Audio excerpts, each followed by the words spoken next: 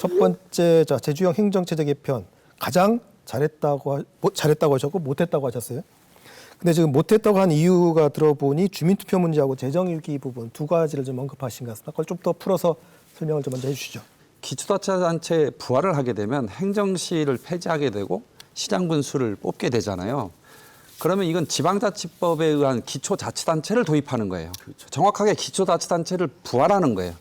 그러면 제주특별법의 체제가 단일광역행정체제거든요. 제주도지사가 모든 권한을 갖고 그 권한 범위 내에서 행정시에 위임 사무를 주면서 기초행정과 광역행정을 제주도 안에서 만들어가는 거예요.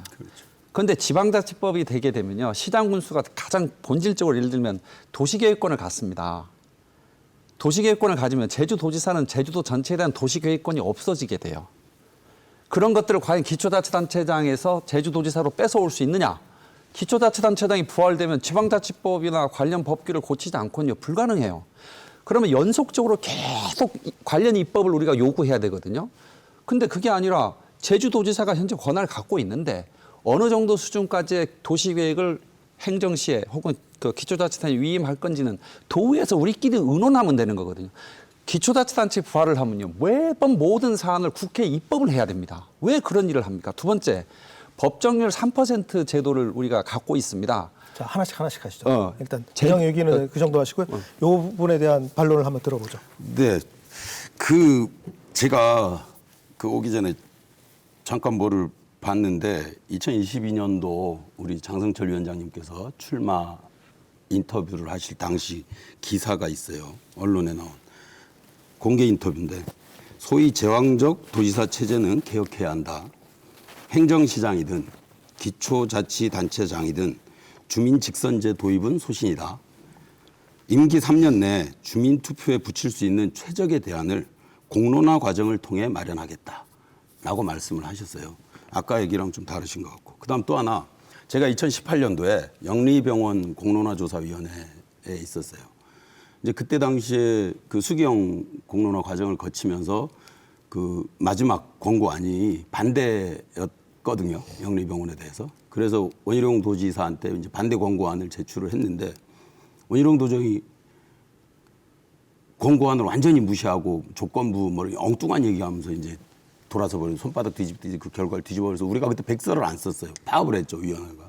근데 아까 말씀하셨듯이 오영훈 도지사가 처음에 생각했던 거와 그 행정체제 개편위원회를 구성하고 이쪽에서 논의되고 가서 나중에 권고안이 나온 것에 대해서 생각이 좀 달랐어요. 제가 알기로는. 그럼에도 불구하고 순수하게 이건 도민의 뜻이다라고 해서 받아들였다는 점을 저는 높이 평가하는 것이고요. 그 차이가. 그다음에 교부금 3%, 그건 나중에 얘기하기로 하고. 일단 그 행정시장, 그러니까 지금 모든 그 광역사무로 돼 있잖아요. 그러니까 이제 특별자치도의 사무가 광역사무로 일원화돼 있으니까 모든 업무들이 도지사한테, 그다음 이게 일반 행정시장한테 주어진 권한이 거의 없잖아요. 아무것도. 그러다 보니까 뭐 예산 편성 뭐 이런 부분도 없고. 그래서 그런 행정시장을 없애고 그 기초자치단체, 제주형 기초자치단체죠. 왜냐하면 제주특별자치도가 한 20년이 됐기 때문에 이미 그 도에서 사무를 하고 있는 부분들이 있고, 그다음에 어떻게 하면 그 도민들 행정 편의를 줄 수 있느냐, 도민 가까이 갈 수 있느냐라고 하는 자치권 문제, 이런 부분에 대해서 제왕적 도지사 권한을 내려놓고 행정시장이 아닌 기초자치단체 단체장으로 마련을 하는 거잖아요. 우선 문 교수님한테 감사하다는 말씀을 드립니다. 왜냐하면 2022년에 제가 도지사 출마 선언을 하면서 했던 내용이에요. 근데 그 내용을 기존의 입장하고 다르다 이렇게 평가하시는데 그거는 제 생각을 좀 이해를 잘 못하신 것 같아요. 거기에 보면 방점이 어디 있냐면 주민 직선제예요. 네. 행정시장 직선제든 우리가 현재 지방자치법상의 기초자치단체장하고요. 우리가 행정체제 개편하면서 쓸 수 있는 단어가 없다 보니까 기초자치단체라는 말을 막 써요. 이게 혼용돼요. 네. 저도 그 인터뷰할 때 부활이라는 말을 결코 안 썼어요. 네. 그래서 제주형 기초자치단체 도입이라고 하는 오영훈 도지사의 공약에 제가 처음에는 긍정적으로 봤어요. 네. 제목이 괜찮더라고요. 그런데 결론적으로 어떻게 됐냐 현재 부활이 됐어요. 그건 제주형 기초자치단체라는 게 뭐냐면 제주특별법에 있는 단일 광역 행정 체제를 근간으로 해서 그 범위 내에서 우리의 모형을 만들어가는 걸로 저는 해석을 했거든요. 근데 그거하고 지금 거리가 멀리 가도 너무 많이 갔어요. 이거는 완벽한 그 기초자치단체 부활이에요. 그렇게 되면 단일 광역 행정 체제를 할 거냐, 광역 행정과 기초행정 복수 체제로 갈 거냐, 이 갈림길을 서는 거예요. 복수 체제로 가게 되면요, 현재 권한 이양된 많은 법률에 권한 이양이 돼 있잖아요. 우리 제주특별법은 조항이 480개 정도 되고 전북특별법은 30개밖에 안 됩니다. 강원도 30개밖에 안 되고요. 내용이 없어요. 전북 강원특별법은요. 제주도는 이내 많은 관련 법률의 권한이 이양이 돼 있는데 시장 군수와 도지사의 권한을 어떻게 조정해야 될지 아마 답을 내기가 어려울 겁니다. 저도 행정을 해봤던 입장에서. 두 번째는 법정률 내기를 아까 그 오영훈 지사가 수용했다 그러는데 이 부분에서 결정적인 오류, 만약에 몰랐다면 무능한 거고 알았다면 전 잘못된 의도가 있다고 봐요. 행정시장 직선제를 내팽개 쳐버렸어요. 제가 그 공약에서 처음에 주민 직선제라는 말을 했었잖아요. 주민들은 지금 시장을 기초자치단체장을 부활하든 행정시장을 직선제로 뽑든 직선하기를 원해요. 그럼 직선하는 형태 중에서 기초자치단체장을 부활하는 게 좋은지 행정시장을 뽑는 게 좋은지를 물어야 맞는 거예요. 그런데 직선하는 대안 중에 유력한 대안을 빼버렸어요. 행계위에서. 잠깐, 그 부분 좀 저는 그게 잘못됐다고 보는 거예요. 잠깐만요. 사실관계만 좀 넘고 가죠. 그 이거 부분은 진행자님은 진행만 하세요. 아니, 사실관계 잠깐 제가 얘기를 좀 일단 할게요. 하세요.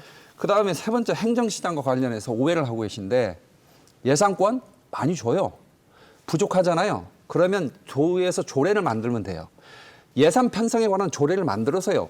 행정시에 의무적으로 주게 하면 돼요. 지방교부세법에 의해서 우리가 법정을 3% 받아오는 거 법으로 그냥 받아오는 거잖아요. 그런 제도를 만들면 되거든요. 마무리 예측 주시죠. 가능하게. 네. 두 번째 인사권요. 이미 행정시장한테 많이 가 있어요.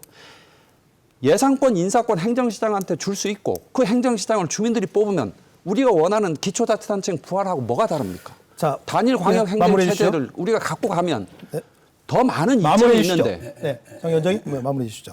자, 그 부분 잠깐만 좀 몇 가지만 정리하고 가죠. 그러니까 직선제 도입을 통한 행정시장 직선제는 이미 원희룡 지사 때 했다가 실패를 했죠.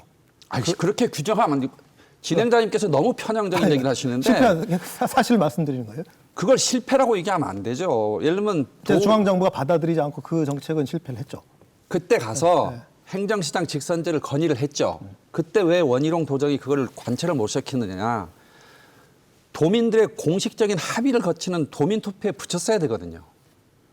그걸 못해서 중앙정부가 해줄 명분이 없는 거예요. 지금도 제주도가 기초자치단체 부활을 찬반만을 갖고 도민투표에 붙일 것처럼 보이거든요. 그거에 만약에 찬성이 많이 나온다고 해서 기존 체제를 폐지하는 것으로 도민들이 동의한다? 이렇게 간주하면 그건 정책적 정통성을 전 상실한다고 생각합니다. 그래서 2006년에 기존 체제인 점진안과 새로운 안인 혁신안을 갖고 두 개의 아니요. 당시 행안부에서 문희태 부원장님 얘기 듣죠? 예, 네. 당시 행안부에서 부결을 시킨 거는 거부를 한 거는 주민 동의가 없어서가 아니고 행정시장에 대한 내용과 이런 부분에 혼선이 있다. 뭐냐면 행정시장 직선제를 했을 때 첫 번째 행정시장이 공약을 하고 예산을 쓰고 해야 될 거 아닙니까? 근데 일단 법적으로 예산 편성권이 없어요. 그러면 이제 뭐 조례를 만들면 된다고 하시는데 뭐 아무거나 편한 대로 조례를 만들면 되는 게 아니고 두 번째 행정시장이라고 하는 것이 법인격이 아니잖아요. 그래서 공직선거법에 대한 그 선거 비용을 받을 수가 없어요. 그럼 도세로 해야 돼요. 행정시장을 직선제를 하면. 근데 그런 부분들을 매 해마다 하고 그다음에 공약을 마구 내걸어서 도지사하고 예산 편성권도 그다음 예산 확보권도 없는 행정시장이 도지사하고 갈등을 그러니까 도민들 입장에서는 직선제로 뽑았으니 행정시장의 권한이 많다라고 생각을 하겠지만 실제 임명과 직선제의 차이일 뿐이잖아요. 그 행정시장은. 그리고 자꾸만 기초자치단체 부활이라고 그러는데 저는 지금 특별자치도가 되고 나서 지금까지 해왔던 단일광역체제 광역사무들이 아직까지 그렇게 되어 왔기 때문에 이게 업무 배분을 하기 때문에 저는 부활이 아니라 세 개 지역으로 나뉘어서 나는 새로운 제주형 기초자치단체 도입이 맞다라고 저는 생각을 하는 거죠.